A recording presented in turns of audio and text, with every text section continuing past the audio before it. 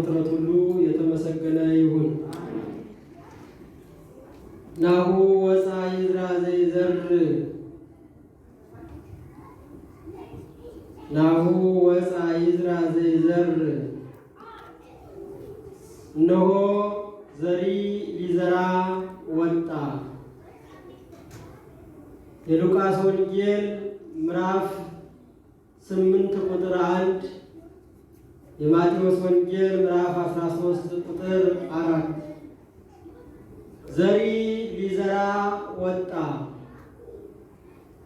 ዛሬ እንደሚታወቀው በዓተ ክረምት ይባላል።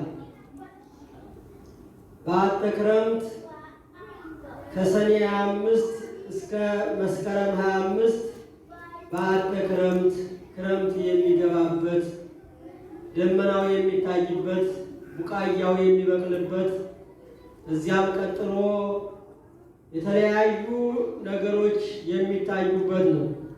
እንደ ሀገራችን እነዚህ ወራቶች በኦሪትም ይመሰላሉ፣ በመከራ ይመሰላሉ፣ በተለያየ ነገር ይመሰላሉ። እንደሚታወቀው ክረምት ላዩ ጭቃ ታቹ ጭቃ ነው። እንደ ልብ መንቀሳቀስ አይቻልም። ለዚህም ነው ጌታችን መድኃኒታችን ኢየሱስ ክርስቶስ በማቴዎስ ወንጌል በምዕራፍ 24 ላይ ኢይኩን ጉያክሙ በክረምት ወበሰንበት ያለ። በሰንበት ወይም በክረምት ሽሽታችሁ አይሁን። በክረምት የሚንቀሳቀስ ሰው የሚመገበው ነገር እንኳን አያገኝም፣ የሚቀበለው አያገኝም። በሰንበትም የሚንቀሳቀስ ሰው መንገድ የሚያሳየው አያገኝም። ለምን?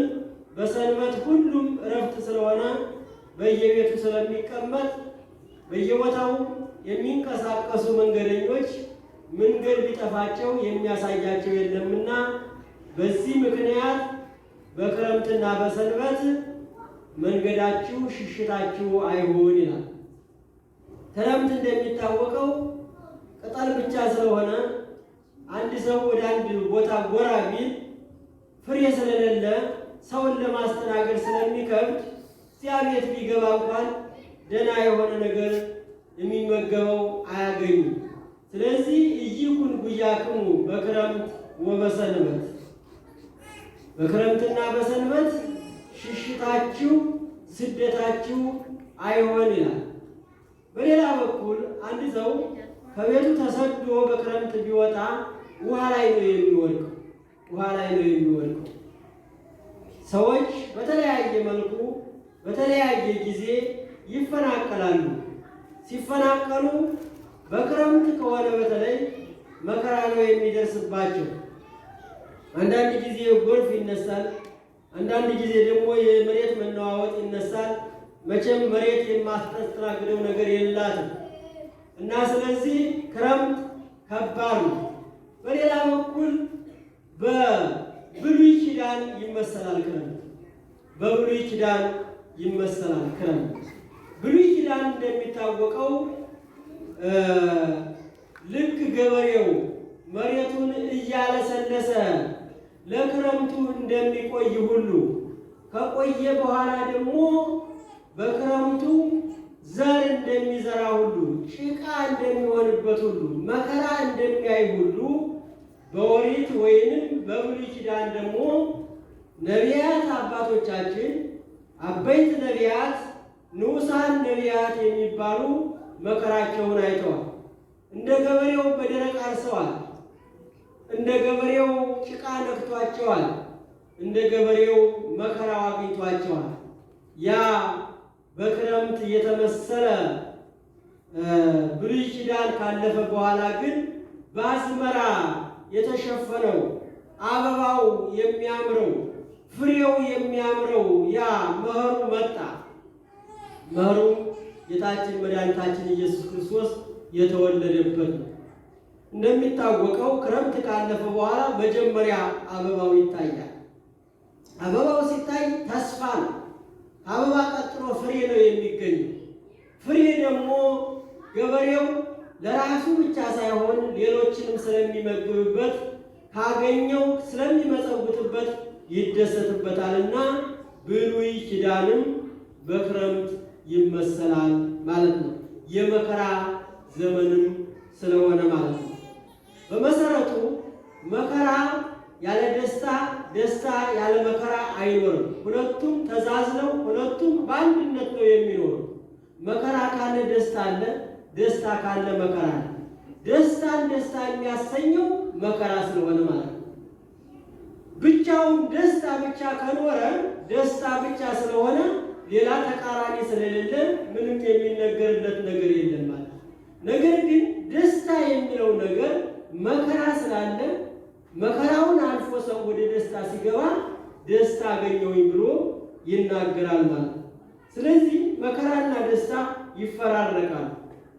የሰው ልጅ ዛሬ ሊደሰት ይችላል፣ ነገ ሊያለቅስ ይችላል። የሰው ልጅ ዛሬ ሊርበው ይችላል፣ ነገ ሊጠግብ ይችላል። ትልቁ ችግር ደስታውንም መከራውንም አንችለው። መከራውንም በአግባቡ መቻል ያስፈልጋል፣ ደስታውንም ደግሞ በአግባቡ መቻል ያስፈልጋል። አንዳንድ ጊዜ ደስታውን ፍንጥዝያ ይሆናል፣ ቀጥሎ መከራ ሲመጣ ደግሞ እንደገና ደግሞ መልሶ መከራውን ለመቻል ያስቸግራል ማለት ነው። እዚህ ክረምት በመከራና በደስታ ይመሰላል ማለት ነው። ጌታችን መድኃኒታችን ኢየሱስ ክርስቶስ በምሳሌ ካስተማራቸው ትምህርቶች አንዱ ዘር ነው። የሰማችሁ ነው። በምሳሌ ካስተማራቸው ትምህርቶች አንዱ ዘር ነው። ኢየሱስ ክርስቶስ ብዙዎቹን ትምህርቶች በምሳሌ አስተምሯቸዋል። ሌሎችን ደግሞ በተራራ በተለያየ መልኩ አስተምሯል። ከነዚህ መካከል ጌታችን መድኃኒታችን ኢየሱስ ክርስቶስ በሉቃስ ወንጌል በምዕራፍ 8 ቁጥር 1 ቅድም በጠቀስኩት በማቴዎስ 13 ቁጥር 1 ጀምሮ ስትመለከቱ ተንተን ብሎ ተበጥሮ በደንብ አድርጎ ተብራርቶ ታገኙታላችሁ። ናሁ ወፃ ይዝራ ዘይዘር፣ እነሆ ዘሪ ሊዘራ ወጣ። ገበሬው ዘርን አበጥሮ አብጠርጥሮ ሊዘራ ወጣ። ማሳ አለ። ማሳ ከሌለ ዘር ይዞ አይወጣም። እነሆ ዘሩን ሊዘራ በሚወጣበት ሰዓት ሁሉም ማሳ አንድ አይደለም። አንዳንዱ የሰጡትን የሚያበቅል ነው። አንዳንዱ ደግሞ በጣም ድንጋያማ የሆነ ለእህል የማይስማማ የሆነ መሬት አለ። ይህንን በምሳሌ ለማስተማር ምን አለ? ዘሪ ሊዘራ ወጣ። ሲዘራም ዘሩ በአራት አይነት መሬት ወደቀ። በስንት አይነት? በአራት አይነት መሬት ወደቀ። አንደኛው መንገድ ላይ ወደቀ ይላል። ምን ላይ ወደቀ? አንደኛው መንገድ ላይ ወደቀ። ሁለተኛው ደግሞ ጢንጫ ላይ ወደቀ። ጢንጫ ታውቃላችሁ? ድንጋይ ማለት ነው። በጣም ድንጋይ ያልሆነ ነገር ግን የተቀላቀለ ድንጋይ የሚፈረፈር ወደ ውስጥ ግን አፈር የሌለው ያንን ተክሉን የማይቀበል ማለት ነው። ጢንጫ ላይ ወደቀ ይላል። ሶስተኛው ዘር እሾህ ላይ ወደቀ። ምን ላይ ወደቀ?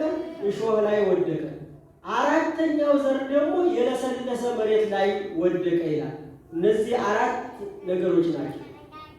አንዱ መንገድ ላይ፣ አንዱ ደግሞ ጢንጫ ላይ፣ አንዱ እሾህ ላይ፣ አንዱ መልካም መሬት ላይ ወደቀ ይልና ዘወ እዝን ሰሚያ ለይስማ ይላል። ጆሮ ያለው መስማትን ይስማ አይላል።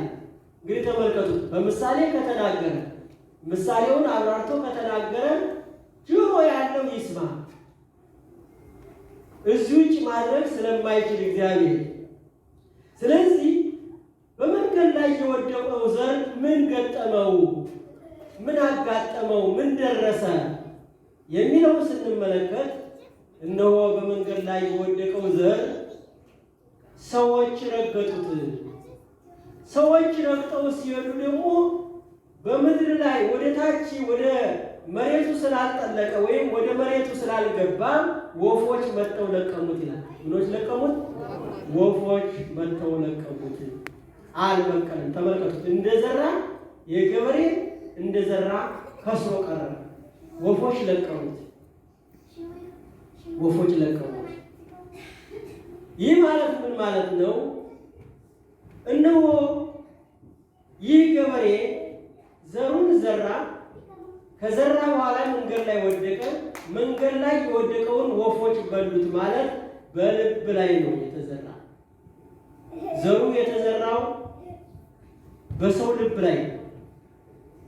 ሰው ነው መሬቱ። መሬት የተባለ መንገድ ላይ ወደቀ የተባለ ሰው ነው። መንገድ ላይ የወደቀ ዘር የተባለ ሰው ነው። ሰማ፣ ሄደ። ተመልከቱ። ሰማ። አሁን ከዚህ እንመጣለን፣ እናስቀድሳለን፣ ወንጌሉን እንሰማለን፣ ዝማሬውን እንሰማለን። ሰምተን ሄድን። ከሰማን በኋላ የዘመርነውን ዝማሬ፣ ያስቀደስነውን ቅዳሴ፣ የሰማነውን ወንጌል በተግባር የማናውለው ከሆነ በመንገድ ላይ የወደቀ ዘር ነን ማለት ነው። በመንገድ ላይ የወደቀ ዘር ነን። ስለዚህ ይህንን ነው ለመናገር የፈለገው። ሁለተኛውን ዘር ስንመለከት በጥንጫ ላይ የወደቀ ዘር ነው። ከዚህ ትንሽ ሻል ያለ ማለት ነው። ሻል የሚለው ለምንድን ነው? ቢያንስ ላይ ለጊዜው ያምራል። ጥንጫ የሚባለው መሬት የተወሰነ አፈር ስላለው ይበቅላል። ቢያንስ እንኳን ሲበቅል ቡቃያው ይታያል። ገበሬ ግን በቡቃያው ብቻ ይጠግባል? ቡቃያው ብቻ ምን ያደርግለት? የሚገርመው ነገር ይሄ ቡቃያ ከበቀለ በኋላ ጥንጫ ላይ የወደቀው ዘር ከበቀለ በኋላ በጣም የተወሰነ ጊዜ ለመለመ። በኋላ ግን ቢጫ እየሆነ ሄደ። ወደ ታች ስሩ ስላልተመቸው ቢጫ እየሆነ ሄደ። ቢጫ ደግሞ የቀይ ምልክት። ቢጫ ካሳየ ቀጥሎ ምን አለ? ቀይ አለ ማለት ነው። ይሄ ዘር በቀለ፣ ቅጠሉ ፋፋ ለጊዜው። ነገር ግን ፀሐይ በወጣ ጊዜ ጠወለገ ይላል። ምን በወጣ ጊዜ? ፀሐይ በወጣ ጊዜ ጠወለገ፣ ደረቀ። ከቢጫነትም ወደ ቀይነት ደረቀ ማለት ነው። ፍሬ ሳይሰጥ ቀረ። ገበሬው መሬቱን ዘረቆርጥ ማለት ነው። ዘሩን እንደዘራ ስለቀረ ያን መሬት ምን አለው? ዘረቆርጥ። ለምን? ዘርቶ ስለማያገኝ ማለት ነው። አንዳንድ ጊዜ ገበሬዎቹ በጣም በእውነቱ አሁን ግብርና ከሚባለው በሙያ ከሰለጠኑት ይበልጣሉ። እዚያ መሬት ላይ ምን እህል ያስፈልጋል፣ ምንድነው መዘራት ያለበት የሚለውን በደንብ አድርገው ያውቁታል። ቅመማ ቅመም በሶ ብላ የሚባል ታውቃላችሁ? በሶ ብላ ነው የሚዘሩት። ለምን? በሶ ብላ ቶሎ ብሎ ስለሚደርስ አስቀድሞ ክረምቱ ሳይወጣ ቶሎ ብሎ ይደርሳልና ያችን ይዘሩታል፣ ያመልጣል ማለት ነው። እና ይሄ ማለት ምን ማለት ነው? ፀሐይ በወጣ ጊዜ ጠወለገ፣ ደረቀ። ይሄ ማለት ያው የሰው ልጅ ነው። ዘሩ የተዘራው ሰው ላይ ነው። ይሄ ሰው ነው እንግዲህ መጀመሪያ በቀለ፣ ከዚያ በኋላ ደግሞ ወዲያው ደረቀ የተባለው እዚህ መሬት ላይ ነው። እዚህ ከማይረባው ከጥንጫው መሬት ላይ ነው። ምንድነው የሚለው ወንጌሉ ሲያብራራው? ጥንጫ የተባለ መከራ ሲመጣ ወዲያውኑ የሚሸሽ፣ ሰይፍ ሲመጣ፣ ችግር ሲመጣ፣ በሃይማኖት ምክንያት የተለያዩ ነገሮች ሲመጡበት ወዲያውኑ የሚክደው ይሄ በጥንጫ ላይ የወደቀ ዘር ይባላል። አንዳንዶች እኮ ሰው ስለ አማቸው ስለሰደባቸው ቤተ ክርስቲያን የሚተዋሉ። እከሊት እያለች እከሌ እያለ እንዴት ቤተ ክርስቲያን ይሄዳሉ ብለው ዝም ብለው ቤታቸው ሆነው ቂማቸውን ቋጥረው የሚኖሩ ሰዎች አሉ። እስከ ቂማችንም ቢሆን ወደ ቤተ ክርስቲያን መጥተን መናገር ያስፈልጋል። ቂማችንን ማራገፍ ያስፈልጋል። በነገራችን ላይ ወደ ቤተ ክርስቲያን የሚመጣው ሰው ንጹህ ሆኖ አይደለም የሚመጣው። ንጹህ ከሆነ የበቃ ከሆነ የነቃ ከሆነ ምን ያደርግ ይመጣል? ብቃት ደረጃ የሚባለው እኮ ምንም አያስፈልገውም። ከበቃ አንድ ሰው ለምን ቤተ ክርስቲያን ይመጣል? ቤተ ክርስቲያን የሚመጣ ሰው ይሄ ምንድነው? የልብስ ማጠቢያው ልክ ወደዚያ እንደሚገባ ልብስ ማለት ያ ልብስ ወደዚያ የሚገባው ቆሻሻውን አራግፎ ለመውጣት ነው አይደል? ቤተ ክርስቲያንም ሲመጣ ሰው የሆኑን የውስጡን ተናግሮ አምላኬ ወይ አንጻኝ እነንትናን ንስሐቸውን የተቀበልክ ዘተወከፍ ከንስሐው ለጴጥሮስ ከማሁ ተወከፍ ንስሐ ዚአየ ለኃጥእ የጴጥሮስን ንስሐ የተቀበልክ የኔንም ንስሐ ተቀበል ብሎ አንብቶ አልቅሶ ይሄዳል። የዚያን ጊዜ በሚያነባው እንባ በሚያለቅሰው ልቅሶ በሚናገራቸው ቃላቶች እግዚአብሔር ንስሐውን ይቅር ይለዋል። ስለዚህ ንጹህ ለመሆን ነው የምንመጣው እንጂ ንጹህ ሆነን አይደለም የምንመጣው። በመሰረቱ የሰው ልጅ በተፈጥሮ እግዚአብሔር ንጹህ አድርጎ ፈጥሮታል። ነገር ግን ከመጣብን ፍዳ አንፃር ማንም ንጹህ የለም። መሳቂያተን ተጣጣም እግዚኦ መኑ ይቀው ከቤተ መቅደሱ ጀምሮ እስከ ውጭ ድረስ እግዚአብሔር ቢቆጣጠር ማንም ቀዳሽ የለም፣ ማንም አስቀዳሽ የለም። ሁሉም ከዚህ ቤተ መቅደስ ይታገዳል። ነገር ግን እንደ ኃጢአታችን ሳይሆን እንደ ቸርነቱ እንደ ምሕረቱ ነው የምንኖረው። ወደ ሶስተኛው ስንመጣ በእሾህ ላይ የወደቀ ዘር ነው። በምን ላይ የወደቀ? በእሾህ ላይ የወደቀ ዘር ተመልከቱ። በእሾህ ላይ የወደቀ ዘር ደግሞ እንደሚታወቀው በዚህ ገበሬዎቹ ይሄ አጋም ይባላል፣ አጣጥም ይባላል፣ ሌሎች እሾሃማ ነገሮች አሉ።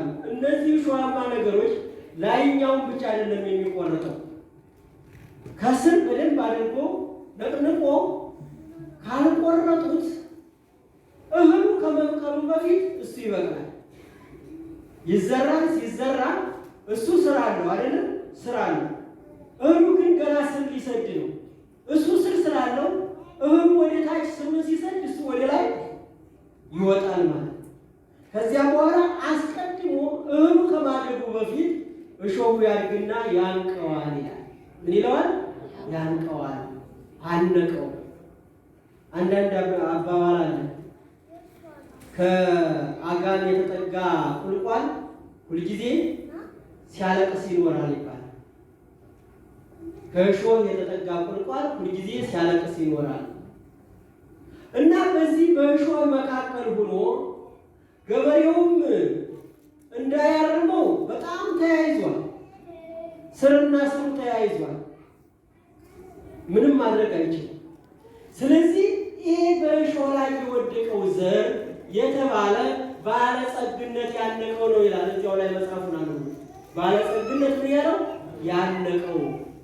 ባለጸግነት እኮ በጣም ከባድ። ሰሎሞን አንድ ጊዜ ምን ጸሎት ጸለየ መሰላችሁ? እግዚአብሔር አምላክ ሆይ ድህነትንም ባለጸግነትንም አትስጠኛል። አንተ የሚበቃኝን ሁለት ነገሮችን አንተ ፈልጋለሁ። ሐሰተኝነትና ከንቱነትን አትስጠኝ፣ ባለጸግነትንና ድህነትንም አትስጠኝ። አንተ የሚበቃኝን አንተ ታውቃለህ፣ ስጠኛል። መፈተን ጥሩ ነው። ተፈትኖ ስለነበረ ድህነት ምንድን ነው ረሃብ ምንድን ነው ብሎ ስለሆነ እግዚአብሔር አስተማረው። ባለፈው ነገር ያቸዋል። እግዚአብሔር አስተማረው። እንደው እንድትይዙት ታሪኩን የሰሎሞንን ታሪክ እንድትይዙት ልድገመው ብትነግሩኝ ጥሩ ነበር። ሰሎሞን እንደሚታወቀው ንጉሥ ነው። ሰሎሞን እንደሚታወቀው ንጉስ ነው አይደለም? ንጉስ ደግሞ የፈለገውን ነገር ማግኘት ይችላል። በተለይ በንግስና የሚወራረስ ስልጣን ድህነትን አያውቁት። የንጉስ ልጅ ድሃ ምንድን ነው ቢሉት እየጠጣ እንደፈለገ ስላደገ ሰሎሞን አንድ ሰው እየለመነ ሳንቲም እየለመነ በከተማው ያየዋል። ምን ሆኖ ነው የሰው እያለ አይማ ድሃ ነው የሚበላው አጥቶ ርቦት ነው ብለው ነገሩ። እርሃብ ምንድን ነው አለ። አያችሁ እርሃብ ምንድን ነው? እነዚህ ያሉ ሰዎች አሉ። ሁሉ ጊዜ በጥጋብ ላይ ጥጋብ እየተሸጋገሩ የመጡ ሰዎች እንዲህ ያሉ ሰዎች አሉ። እና እርሃብ ምንድን ነው አለ። በዚህም ጊዜ እግዚአብሔር ሊያስተምረው ሰሎሞን የንግስናው ማስታወቂያ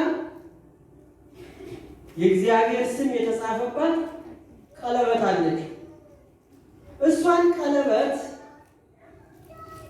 ወደ ውጭ ሲወጣ ወደ ቦታ ሲሄድ ይህንን እንኳን ወደዚያ ማለና ያን ዙፋኑ ላይ አስቀምጦ ቀለበቱን ውጭ በሚወጣበት ጊዜ ሰይጣን ቀለበቱን ወደ ባህሩ ወረወረ።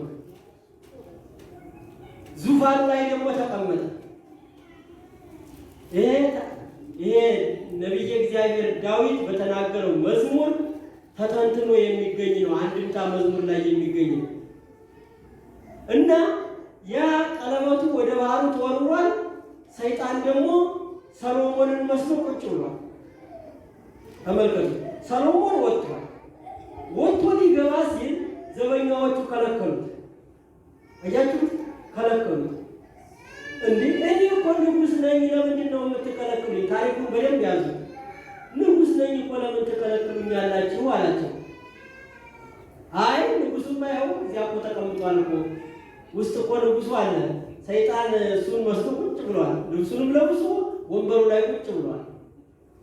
ከዚያ በኋላ ሰሎሞን ያለ ወንድ በግድ ተባሮ ከተማ 15 ቀን ልመና ይለምናል። ሰው ጨከነበት። ሰው ጨከነ። ስሙንም መልኩንም ሰወረው። ሰውንም አስጨከነበት። እግዚአብሔር ምን ይላል በቅዳሴ ማርያም ላይ እግዚአብሔር ያስጨክናል። ያስጨክናል ምን ማለት ነው? እግዚአብሔር ለማስተማር ሰዎችን ያስጨክንበታል። አስጨከነበት። የሚሰጠው አጣ። የሚሰጠው ሲያጣ ወደ የት መሰላችሁ? ወደ ባህር ወደሚያሰጉ አሳ ወደሚያሰጉ ሰዎች ወደ ባህር ሄደ። ባህር በሚሄድበት ሰዓት እባክህ አንድ አሳ ስጠኝ፣ እባክህ አሁን ምንም የለኝም። ተመልከቱት፣ ንጉስ ነው። ምንም የለኝምና እባክህ አንድ አሳ ስጠኝ ብሎ ይለምነዋል። ያን አሳ የሚያሰግረው ምን ይሰጠዋል? የሞተውን አሳ ሰጠው። አሳ ነፍሱ ከወጣ በኋላ አሁን አሳ ነፍሱ የወጣ አሳ ገዝታችሁ እንትን ብትሉ ደስ አይላችሁ ማለት ነው። እየተንፈራገጠ ሲመጣ ነው የሚሻለው። እና ያንን የሞተውን አሳ አንስቶ ሰጠው። ያችን ይዞ መጣና እንዳንድ ምስኪን እንዳንድ ድሃ በቢላዋ ሲቀደው ቀለበቱ ተገኘ። ተመልከቱ፣ የት ቦታ ተገኘች? ከዚያ ከአሳው ውስጥ ተገኘች። ከዚያ ቀለበቱን ከእንትኑ ላይ ያደረገና ከዚህ በፊት ያ ንጉስ ተብሎ የተሰየመው ሰይጣን አይፈርድ፣ አይወርድ፣ አይናገር፣ አይጋገርም። ጥሩ ቁጭ ብሏል። አረ ምንድነው ንጉስ ሰሎሞን እኮ ወይ አይፈርድ ወይ አይወርድ፣ ምንድነው ችግሩ እያሉ ይጨነቁ ነበር። በጣም ተጨንቀው ነበር። በዚህም ጊዜ ንጉሱ ያቺን ቀለበት እዚህ ላይ ሲያደርጋት መልኩ ለሕዝቡ ተገለጸለት ይላል። ተመልከቱ፣ መልኩ ለሕዝቡ ተገለጸለትና ያ ሰውዬ እየታጀበ በዳርና በዳር እነዚያ ወታደሮቹ ይዘውት ወደ ቤተ መንግስቱ ሲመጡ ሰይጣን በኖ ጠፋ። ያቺ የእግዚአብሔር ኃይል ነበረች አለችው። ከዚያ ከዙፋኑ ላይ ሆኖ ተቀምጦ ይህንን ቃል ተናገረ። ምን አለ መሰላችሁ? እግዚአብሔር ሆይ ያችን ረሃብ ቀምሷት። አንዳንድ ጊዜ እኮ ሲቀመስ ጥሩ ነው። መከራ ስንቀምስ፣ ችግሩን ስንቀምስ ደስታውን በደንብ አድርገን እናጣጥመዋለን። ደስታ የሌለ መከራ የሌለበት እንጀራ፣ መከራ የሌለበት ደስታ አይሆንም፣ አይጣጣምም። በደንብ አድርጎ የሚጥመው ሰው እኮ ሲርበው ማለት ነው የማይጥመው ምግብ ይጥመዋል አይደለም? የማይጥመው በጣም እንደው ማለትም ከዚህ ግባ የማይባለው ምግብ ይጥመዋል። ለምን? ስለራበ። ሰው መከራ ሲጸናበት ከዛ በኋላ የሚመጣውን ደስታ አንደኛ በአግባቡ ይይዘዋል። በጣም አይቀብጥም። ከዚያ በኋላ መጣና ዙፋኑ ላይ ሆኖ ምን አለ? እግዚአብሔር አምላክ ሆይ ሁለት ነገር እነግርሃለሁ፣ ሁለት ነገር እለምንሃለሁ። ከንቱነትና ሐሰተኝነትን ካኔ አርቃቸው፣ ባለጸግነትንና ድህነትን አትስጠኝ። አያችሁ፣ ድህነትን በጣም ከባድ ነው። የሞተ አሳ አብልቶታል። ባለጸግነትም ደግሞ ያንን አስረስቶ ያንን አሳ እንዲበላ የሞተ አሳ እንዲበላ አድርጎታል። ስለዚህ ሁለቱም አስቸጋሪዎች ስለሆኑ ባለጸግነት በጣም ከባድ ነው። በደንብ አድርገው ካልያዙ። ለዚህ ነው ምን አለን? በሶስተኛ መሬት ላይ የወደቀው በእሾህ ላይ የወደቀው ዘር በቀለ፣ ነገር ግን አነቀው አለ። ይህ የታነቀው እሾህ የተባለ ይህች ዓለም ናት። ባለጸጋው ሁሉ ጊዜ ትና ሲያስብ፣ ስለ ብር ሲያስብ፣ ስለ ፎቅ ሲያስብ፣ ስለ ተለያዩ ነገሮች ሲያስብ የእግዚአብሔርን ቤት ይረሳዋል። አንድ ትልቅ ባለጸጋና አንድ በጣም ድሃ ሰው የሚተኙት እንቅልፍ ሰማይና ምድር። እውነት አስ እዚያ ሜዳ ላይ የሚተኛው ሰውዬ እና ሞዝቦልድ ላይ የሚተኛው ሰውዬ አንድ አይነት። ያ ምንም በቃ ለእግዚአብሔር አካሉን በሙሉ ለእግዚአብሔር ሰጥቷል። ጅብ ከበላኝ የሚብላኝ ምንም ያለውን ነገር በሙሉ ለእግዚአብሔር ሰጥቷል። ባለጸጋው ግን ሞዝቦልድ ላይ ነው የተኛው። ውጭ ላይ በጣም አደገኛ ውሻ አለ፣ አደገኛ አጥር አለ፣ አደገኛ ዘበኛ አለ። ሶስቱንም ያምናቸው። ሶስቱንም ጥሶ መጥቶ ይገለኛል ብሎ ያስባል። ኩሽ ባለ ቁጥር እንደነቃ ነው። ያ ግን ጧት እንኳን 12 ሰዓት ስትሄዱ እያንኮራፋ ታገኙታላችሁ። ጥሩ አስፋልት ላይ እኮ ነው የተኛው። ስለዚህ ባለጸግነትም ድህነትም በጣም አስቸጋሪ ነው። ሁሉንም ማወቅ ያስፈልጋል። ሁሉንም የእግዚአብሔር ጸጋ ነው ብሎ መቀበል ያስፈልጋል። ግን እንደ ሰሎሞን ያለ ጸሎት ጥሩ ነው። ድህነትም አትስጠኝ፣ ባለጸግነትም አትስጠኝ፣ አንተን እንዳልረሳ የሚል ጸሎት መጸለይ ያስፈልጋል። የዕለት እንጀራችንን ስጠን ዛሬ ብሎ መጸለይ ያስፈልጋል። የዕለት እንጀራ የሌለው ሰው በጣም አስቸጋሪ ስለሆነ ማለት ነው። ወደ አራተኛው ሲመጣ አራተኛው መልካም መሬት ላይ የወደቀ ዘር ነው። ምን ላይ የወደቀ ዘር? መልካም መሬት ላይ የወደቀ ዘር። ገላትያ ምዕራፍ 5 ቁጥር 12 ላይ 22 ላይ የመንፈስ ፍሬ ፍቅር፣ ደስታ፣ ሰላም፣ ትዕግስት፣ ምጽዋት እያለ ይሄዳል። የመንፈስ ፍሬ እነዚህን ነው የሚዘረዝራቸው እዚህ ቦታ ላይ። እዚህ ቃል ላይ የሚዘረዝራቸው እነዚህን ነው። ያ መልካም መሬት ላይ የወደቀ ዘር እነሆ ፈሬ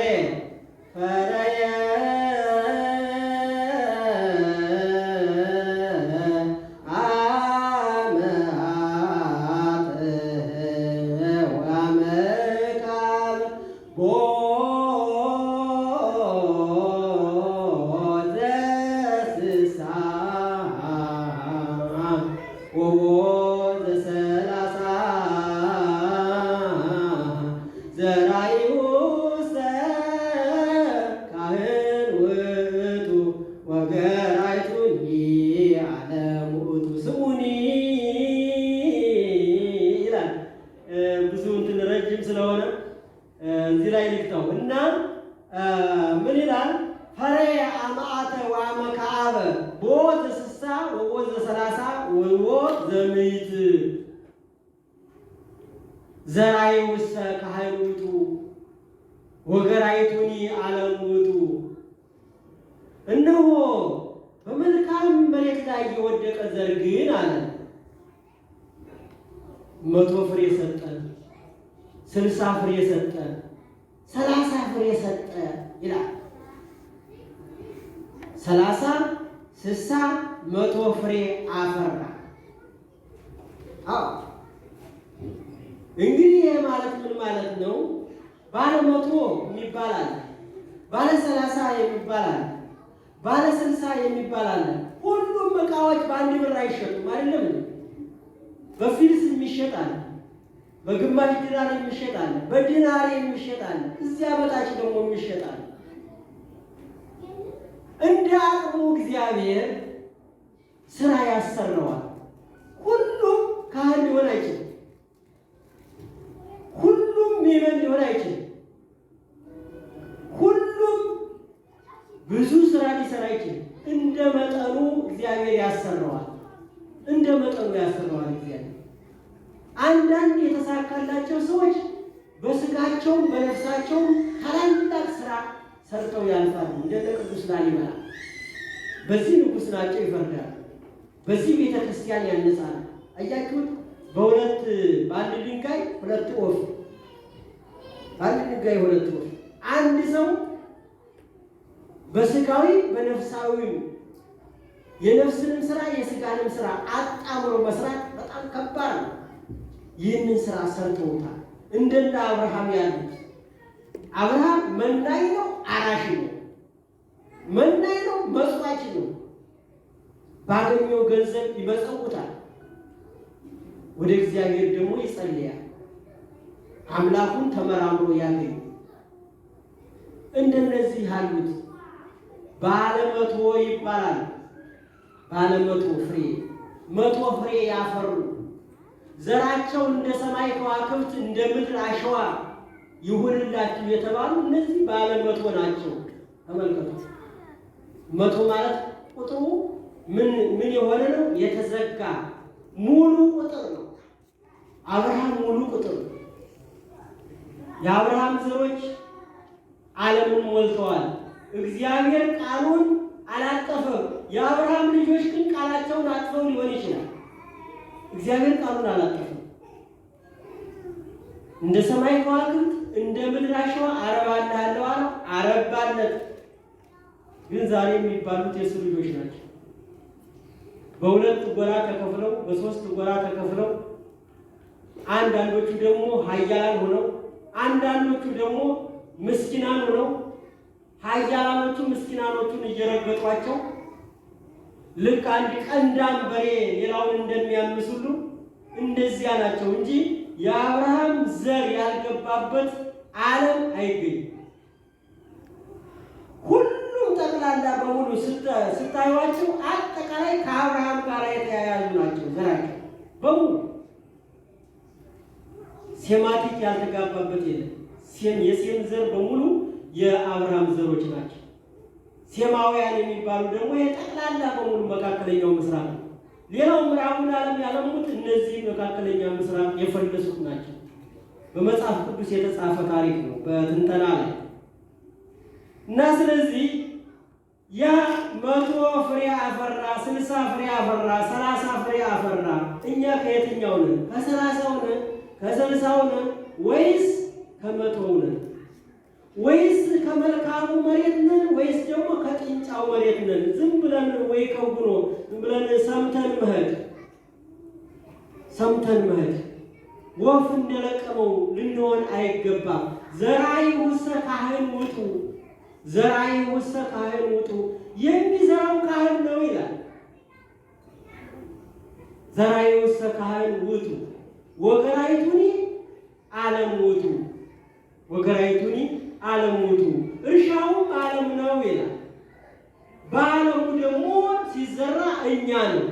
ዓለም ውስጥ ያለ ነው እኛ ነው።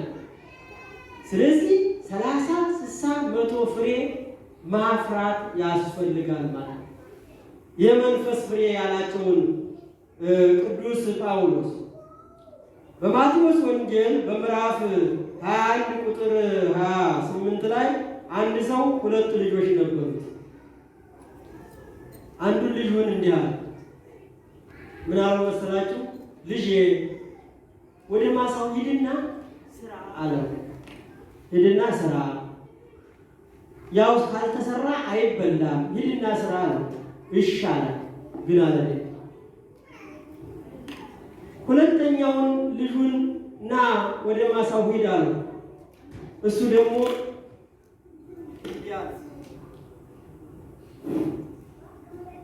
አለድም አለ። ሁለታቸውም ግን ልጆች ናቸው። አንዱ አለድም አለ፣ አንዱ ሄዳለሁ አለ። አለድም ያለው ሰውዬ ተቆረቆረ። ለምንድን ነው አባቴን ትእዛዙን ለምንድን ነው ያልፈጸምኩት ብሎ ለምንድን ነው የማልሄደው ብሎ ያ ሰውዬ ወደ አትክልቱ ቦታ ሄደ፣ ወደ ስራው ሄደ። ከነዚህ ከሁለቱ መልካም ስራ የሰራ ማን ነው ይላል? ማን ነው የሰራ? እምቢ አለ አይደል? እምቢ አለ። በኋላ የተጸጸተው እናንተም ተጸጽታችሁ ንስሐ ግቡ ነው፣ ፍሬ አፍሩ ነው። በማቴዎስ ወንጌል በምዕራፍ 3 ቁጥር 1 ጀምሮ ምን ይላል መሰላችሁ? እንግዲህስ የንስሐ ፍሬ አፍሩ። ዮሐንስ እየሰበከ በሚያስተምርበት ሰዓት እንግዲህስ የንስሐ ፍሬ አፍሩ። ፍሬ ካላፈራን ደግሞ እንወቀሳለን። በሉቃስ ወንጌል ምዕራፍ 13 ቁጥር 7 ላይ እነሆ ከዚህች በለስ ፍሬ ልፈልግ 3 ዓመት እየመጣው ምንም አላገኘሁባትም። እዚያ መንገድ ላይ እንደወደቀው፣ ጭንጫ ላይ እንደወደቀው፣ እሾህ ላይ እንደወደቀው ዘንድ ያ ገበሬው አከራይቶ ሌሎችን ገበሬዎች ቀጥሮ ሄደ። በዓመቱ መጣ። ወይን ይላል በለስም ይላል አፍርታ እንደሆነ ከሷ ለመመገብ ለመውሰድ መጣ፣ አላገኘም ፍሬ። በሁለት ዓመቱ መጣ፣ አላገኘም ፍሬ። በሶስተኛው መጣ፣ አላገኘም። ከዚያ በኋላ ምን አለ መሰላችሁ? ይቺ በለስ 3 ዓመት ተመላለሽ ምንም ያገኘሁት ነገር የለም። ስለዚህ ምን መባል አለባት አለ? መቆረጥ አለባት። ለምን ፍሬ ካልሰጠች ለምንድን ነው እርሻችን የምታበላሸው አለ። በዚህም ጊዜ ያ የደከመባት ምንም ፍሬ ባታፈራ ያ ገበሬ 3 ዓመት ሲቆጠቁጣት ስለቆየ እስቲ ቆይ ፋንድያውንም ማዳበሪያውንም ላርግባትና የዘንድሮን ከተውካት ልታፈራ ትችላለች አለ። ቆራጩ እግዚአብሔር ነው። እግዚአብሔር እማንመች ከሆነ በምድር ላይ ምድርን የምናቆሽሽ ከሆነ በመቅሰፍት ይቀጣናል። ዛሬ የምታዩት 500,000 ሰው ሞተ ሲባል እንዲህ እንደ ቀልድ ዝም ብሎ በእኛ ስላልደረሰ እንጂ 1 ሚሊዮን ሰው ሞተ ሲባል ቀላል አይደለም። ዘንድሮ እኮ እኔ ባለሳሳት ከ3 ሚሊዮን በላይ ሞቷል አይደል የሚባለው? ሰው እኮ ነው የሞተው። የእግዚአብሔር ሕንጻ እኮ ነው የፈረሰው። ግን በምንድን ነው የመጣው ይሄ መቅሰፍት ቢባል በሰው ኃጢአት ነው፣ በሌላ አይደለም። እንትና መጣችሁ እንትን የሰራው አይደለም።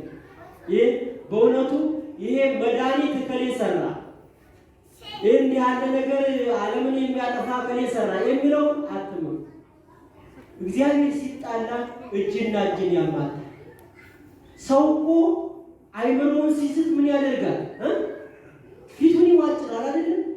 ራሱን ለማጥፋት ይሞክራል። ዓለም እኮ ራሷ ባጠፋችው ጥፋት ነው እየጠፋች ያለችው። እጇን በእጇ ነው የምትቆርጠው። ስለዚህ ሰው ሁልጊዜም መሆን ያለበት ፍሬ አፍርቶ መገኘት አለበት። ስመጣ ምንም አላገኘሁባትም ማለት አሁን እግዚአብሔር በእውነቱ አሁን ቢመጣ ማለት ነው እንደውም የበፊቶቹ ከገረፉት በላይ ሳንገርፈው እንቀራለን። እንደው አሁን ቢመጣ አይመጣም እንጂ አሁን አይመጣም። አሁን የሚመጣው በሚያስፈራ ግርማ ነው። አመ ይመጽእ ንጉሥ በግርማ መንግሥት ኩነኔ ቅድሜሁ ነው የሚለው በግርማ መንግስቱ ነው የሚመጣው እንጂ እንደ በፊቱ አመጣጥ ሊመጣ ከዚያ የበለጠ ይደረግበታል። ለምን እየተደረገ ነው? አንድ ክርስቲያን እየተዘለዘለ የሚሰቀል ከሆነ ክርስቶስ ነው እኮ እየተዘለዘለ የተሰቀለ። ታውቃለህ? አንድ ሰው አረመኔም ይሁን የማያምንም ይሁን ምንም ይሁን ያ ሰው ክርስቶስ ነው። ያ ሰው ክርስቶስ ነው። ለምን? ሰውን በአርአያውና በአምሳሉ ፈጥሮታልና። መቼም ክርስቶስን ዘረዘሩት አይልም ይላል። ዘረዘሩት አይልም። ግን ሰው እኮ አሁን ከዚያ ከፍቶ እናቱን እንኳን ቆራርጦ እኮ ይጥላል። ሰሞኑን እንደዚህ ያለ ታሪክ እዚህ ቆይ ተሰምተናል አይደል? እናቱን ገሉ ደግሞ ሌላውን ደግሞ ገሉ እሱም ሞተ። የጥፋት ተመልከቱ። ይሄ መንገድ ላይ የወደቀ ዘር ነው ትልቁ። መንገድ ላይ የወደቀ ዘር ወፎች የለቀሙት ጥንጫ ላይ የወደቀ ዘር ለዕለቱ ሲታይ የሚያምር ግን ፍሬ የሌለው በጣም ከባድ ነው። ለዚህ ነው ጌታችን መድኃኒታችን ኢየሱስ ክርስቶስ በባለጸጋ ተመስሎ ያን ሲናገር ተዋት መልአክ እዚህ የሚለው ተዋት። በጧት የሚያስረክብ መልአክ አለ። ማታ እስከ ጧት ድረስ የሚጠብቅ መልአክ አለ። ጧት ደግሞ አስረክቦ እስከ ማታ ድረስ የሚጠብቅ መልአክ አለ። ምንም የማንከፍለው ማለት ነው።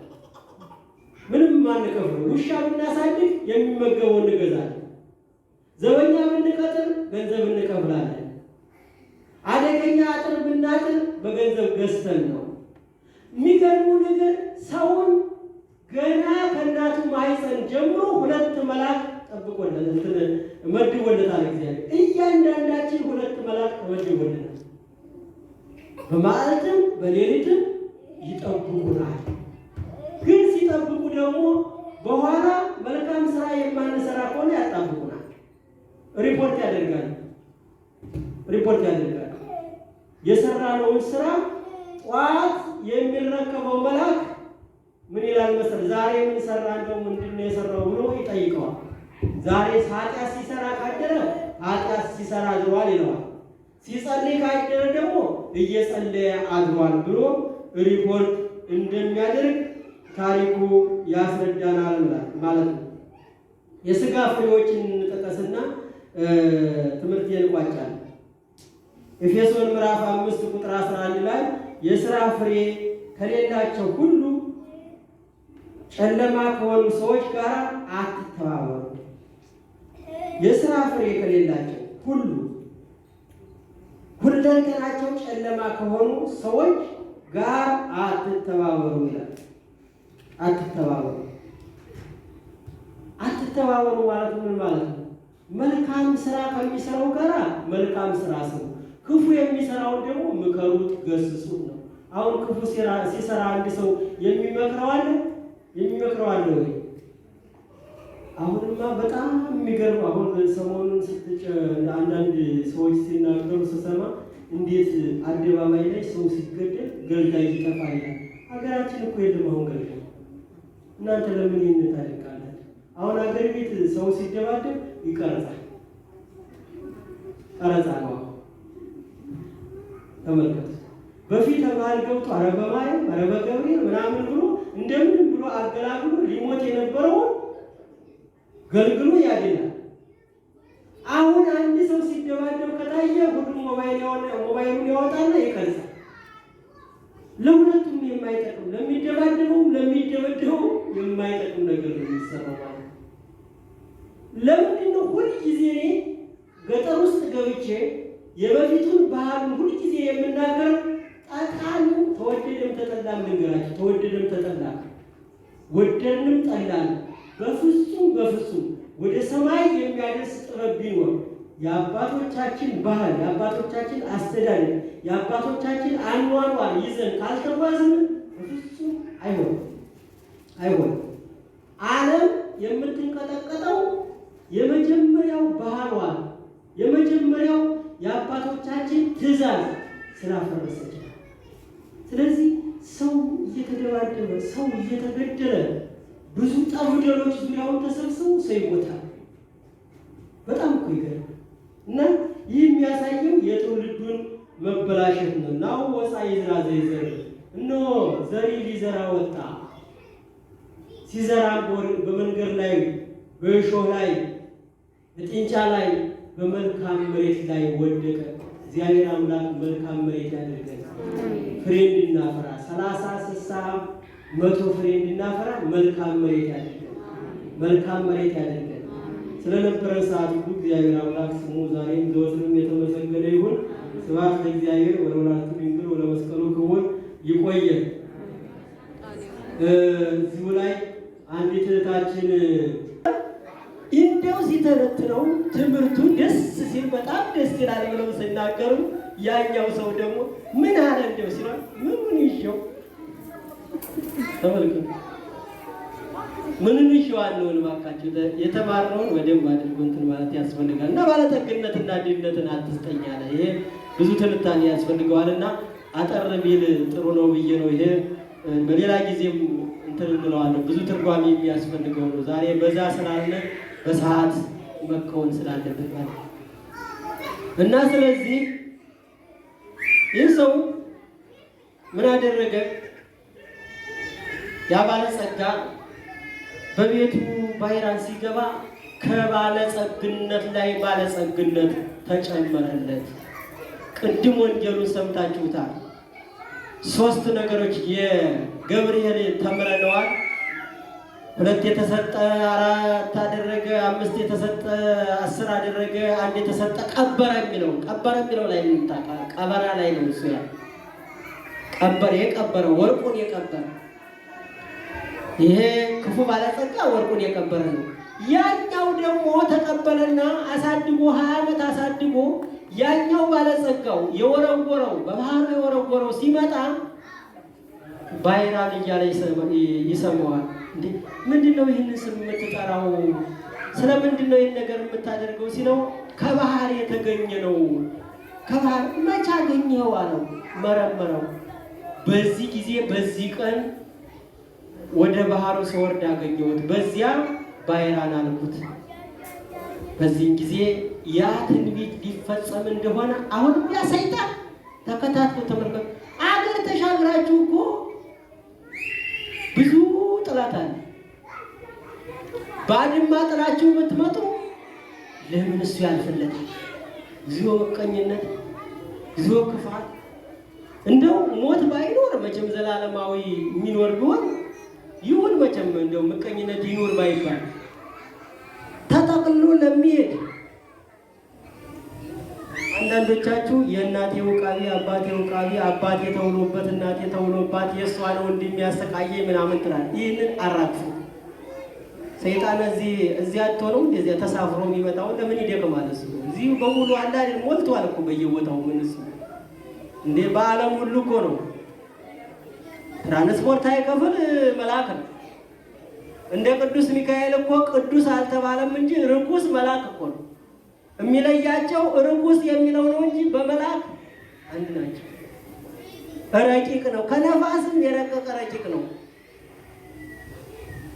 ስለዚህ ያ ባለጸጋ እንግዳስ እንደው ይህን ልጅ ወደ ቤት የልልከው ነው እባክህ እንትን በልልኝ እባክህ ብሎ ለመነው። ወደ ቤት የልላከው አለ።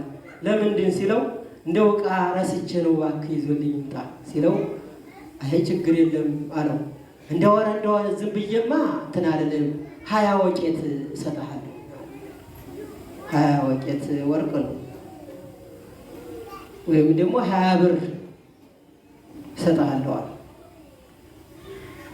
ከዚህ እናቱ ለባለጸጋው ሰጠችው በገንዘብ። ከዚያ ደግሞ ባለጸጋው ደግሞ ወደ ባህር ወረወረው። ተመልከቱት እንግልት እንደ ስንቱን መሰናክል። ዝም ብሎ እኮ መሰናክል አልፎ ከኔ ተሸለማ ስንት መሰናክል አልፎ እኮ ከዚያ ያን መሰናክል የባህሩን መሰናክል ሲያልፈው ደግሞ መልእክተኛ መስሎ መጣ። ደግሞ ሰይጣን በመልእክተኛ አስመስሎ መጣ። በ20 ብር ተሸጠ። ተመልሶ ያ ደብዳቤ ልኮ ደብዳቤው ምን ይላል መሰላችሁ? እንደመጣ ግደሉት፣ እንደመጣ እርምጃ ወሰዱበት፣ ገላችሁ ደግሞ ሰው እንዲያውቀው የሆነ ቦታ ጣሉታል። አዎ ሰዎች በየቦታው ይወድቃሉ፣ በየቦታው ይሞታሉ፣ በየቦታው ይጮሃሉ። እከሌ ነው የገደለው፣ እከሌ ነው የገደለው፣ እከሌ ነው እንዲያደርገው ልንል እንችላለን። ግን ፍርዱ ላይ ነው። የሰው ነፍስ ዝም ብሎ አይቀርም። እንደ አቤል ይጮሃል። ስለበዛን አይደለም። ለአንዱ ለአቤል ጮኋል። ደግሞ የብዙዎች ደምም ይጮሃል። ያ ጮሆ መልስ አለ። ዝም ብሎ ያለ መልስ የሚቀር ጮኸት የለም። ላሚቱም እንቧ ብላ ስትጮህ ሳር ይሰጣታል። የሰዎች ልጆች ጮኸት፣ የደም ጮኸት ዝም ብሎ አይቀርም። አጭበርባሪውንም የተሸወጠውንም የተሸሸገውንም ስለሚያውቅ እርምጃ ይወስዳል። ግን እንደኛ አይደለም። እንደኛ ይዘገያል፣ እንድንመለስ ይዘገያል። ስለዚህ ምን አደረገ? ያ ባለጸጋ ላከው። ያን ደብዳቤ ይዞ መንገድ ሄደ። የሞቱን ደብዳቤ ይዞ ተመልከቱት። የሞት ደብዳቤ እኮ ይሙት የሚባል ደብዳቤ ነው ይዞ የሚጓዝ። አንዳንድ ጊዜ ሳናውቀው የሞት ደብዳቤ ይዘን እንሄዳለን እኮ። ሰው እኮ ወጥቼ እገባለሁ ይላል እንጂ መግባቱን አያውቀው። በሰላም አውለኝ ብሎ ይሄዳል። ምናልባት ሬሳው ሊመጣ ይችላል። ሰው በየዕለቱ የሚመጣበትን አያውቅም። እስመ ኢየአምር ሰብ ዘይመጽእ ላዕሌሁ።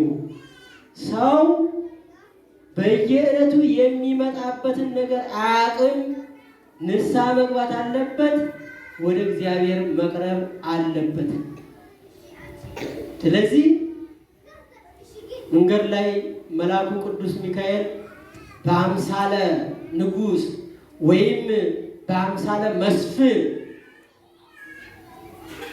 ተገለጸለት። ለብሶ ወዴት ትሄዳለህ አለ። ወዴት ትሄዳለህ? ትሄዳለህ የሚጠብቀኝ አይተኛም፣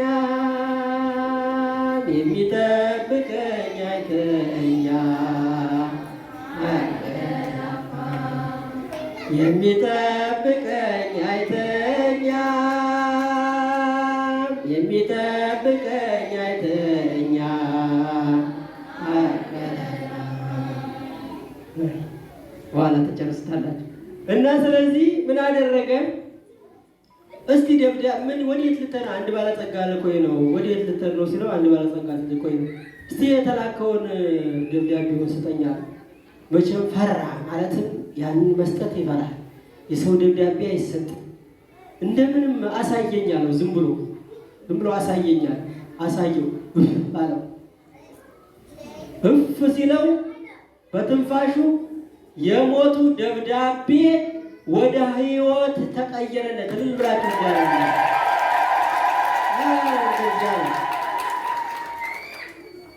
ድሃ ለቅሶ አላችሁ። በመሰረቱ ተለቀሰለት አልተለቀሰለት። አንዳንድ ጊዜ የድሃ ለቅሶ ይላል ሰው። ዋይ የሚል ሁሉም ቢያለቅስ ምን ያን አይመለስም። ያም ያው አይደለም።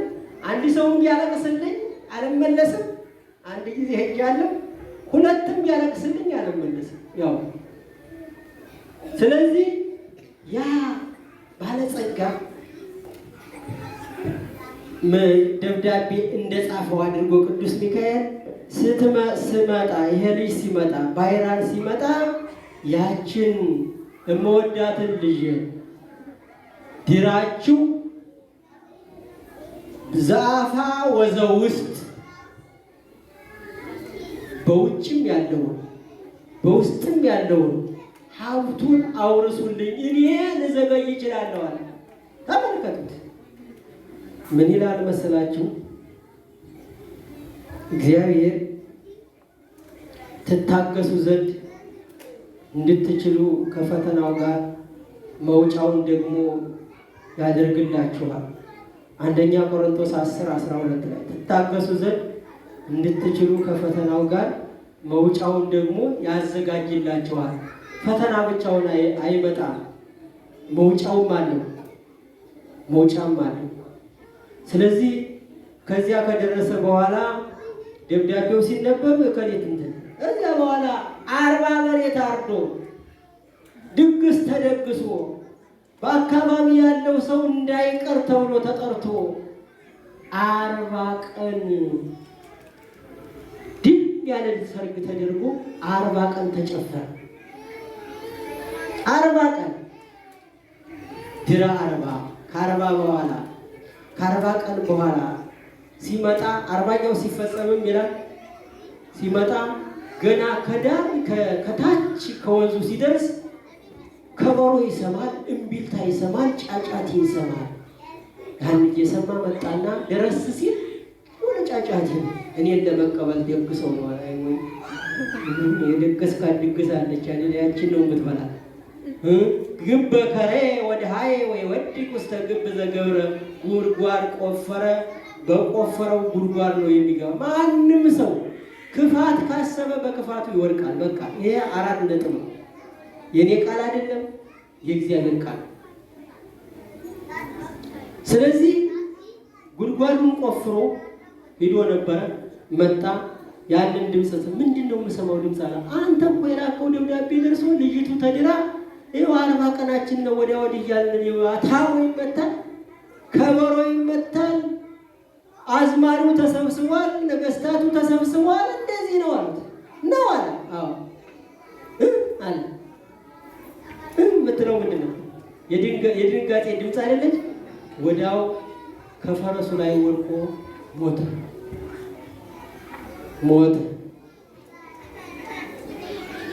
ደስ አላችሁ ወይስ ከፋችሁ? ሰው ሲሞት ከፋዋል እንጂ ሰው እንዴት ይደሰታል?